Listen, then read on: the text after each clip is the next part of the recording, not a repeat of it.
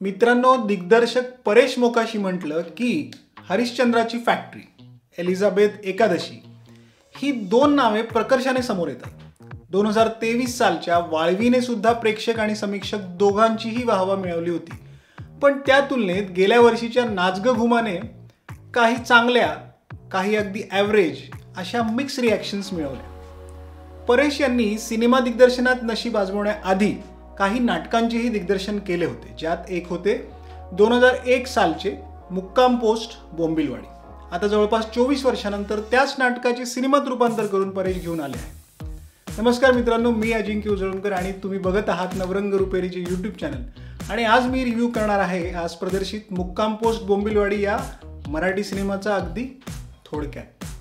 मित्रांनो, बोंबिलवाडीच्या कथेचा जो लहेजा आहे तो आहे पार्शियल कॉमेडी, म्हणजेच उपहासात्मक विनोद या सदरात मोडणार आहे। त्यात कथेचा काळ आहे 1942चा, म्हणजे तो काळ जेव्हा भारतात स्वातंत्र्यापूर्वी गांधीजींच्या चले जाव आंदोलनाने जोर धरला होता, तर जागतिक पटलावर दुसऱ्या महायुद्धाने जोर धरला होता। अशा सगळ्या गोंधळात जर्मनीचा हुकुमशहा हिटलर चुकून कोकणातील बोंबिलवाडी नामक गावात आल्यावर काय गंमत होते अशी ही साधारण कथा आहे। आता यात मुख्य दोन पात्रे आहेत मित्रांनो, एक तर हिटलर जो रंगवलाय प्रशांत दामले यांनी, आणि दुसरा आहे तत्कालीन ब्रिटिश पंतप्रधान विन्स्टन चर्चिल जो साकारला आहे आनंद इंगळे यांनी। बोंबिलवाडी येथे एक स्थानिक नाट्य कलावंतांच्या नाटकात हा हिटलर अपघाताने प्रवेश करतो। हे स्थानिक नाट्य कलाकार साकारले आहेत वैभव मांगले, गीतांजली कुलकर्णी, मनमीत पेम, प्रणव रावराणे, रितिका श्रोत्री आदी। तर ब्रिटिश पोलीस इन्स्पेक्टर कुकच्या भूमिकेत आहे अद्वैत दादरकर। मित्रांनो, गडबड अशी झाली आहे की आपल्याच नाटकाला आता सिनेमा म्हणून सादर केले असले तरी त्याच्या सादरीकरणाचा टोन अथवा स्टाईल ही नाटकीयच आहे। त्यामुळे आपण सिनेमागृहात बसून एखाद्या नाटकाची व्हिडिओ फिल्म बघतोय की काय असे स्टार्ट टू एंड वाटत राहते। त्यात चित्रपटाची एकूण लांबी केवळ 1 तास 40 मिनिटांची। आता तुम्ही म्हणाल सिनेमा छोटा आहे तर चांगला आहे की मग, बरोबर आहे, पण इथं झालंय काय, कथेचा जो काळ आहे तो काळ आहे ना तो 1942चा, म्हणजे आजपासून साधारण 80-82 वर्षांपूर्वीचा। आणि पटकथेतील प्रत्येक प्रसंगातील जे विनोद आहेत किंवा उपहासात्मक विनोदी संवाद आहेत ते त्या काळाला अनुसरून असे आहेत। त्यामुळे सर्वसामान्य प्रेक्षकाला समजतील इतका तरी वेळ देणे इथं अपेक्षित होतं, पण असं असूनही तसं अजिबात झालेलं नाही।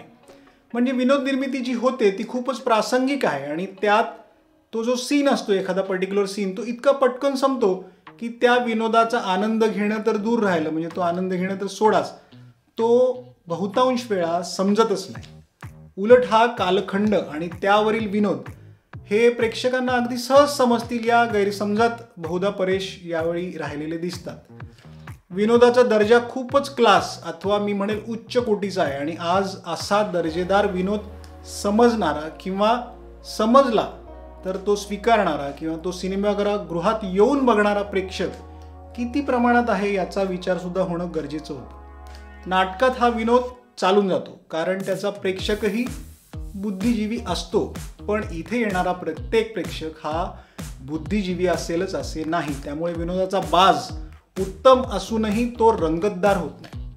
अभिनयाच्या बाबतीत अगदी सर्वच्या सर्व कलाकारांनी उत्तम काम केले, पण हे सर्वच्या सर्व सिनेमात कमी आणि रंगभूमीवर काम केल्याचाच फील येत राहतो। त्या सिनेमाची कथा कोकणातील नाटक मंडळींभोवती फिरत असल्याने आणखीनच जास्त वाटतं।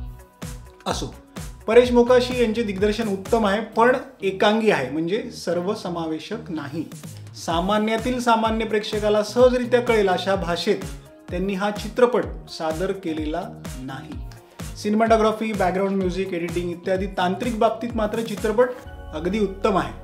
अभिनयाच्या बाबतीत नेहमीप्रमाणे आणि अपेक्षेप्रमाणे हिटलरच्या क्यूट भूमिकेत, हिटलर सुद्धा क्यूट दिसू शकतो अशा भूमिकेत प्रशांत दामले एकदम झकास, म्हणजे इतका विनोदी हिटलर साकारावा तर प्रशांत दामलेने। चर्चिलच्या भूमिकेत आनंद इंगळे यांनी सुद्धा खूपच रंगत आणली आहे। त्यानंतर लक्षवेधी ज्या भूमिका आहेत त्यांच्यामध्ये नावे घ्यावे लागतील वैभव मांगले, मनमीत पेम, अद्वैत दादरकर, गीतांजली कुलकर्णी, प्रणव रावराणे, रितिका श्रोत्री, सुनील अभ्यंकर आणि गणेश मयेकर यांची. सगळ्यांचीच कामे सुंदर झाली आहेत. मित्रांनो, एकंदरीत मुक्काम पोस्ट बोंबिलवाडी आहे नक्कीच एक स्तुत्य प्रयत्न, पण खूपच क्लास या सदरात मोडणार आहे. आणि त्यामुळे याला अपेक्षित प्रेक्षक मुळात खूप किरकोळ असल्याने हा बहुतांश रसिकांच्या डोक्यावरून जाणारा अनुभव आहे. आउट ऑफ 5 मी याला देईल 2.5 म्हणजेच 2.5 स्टार्स.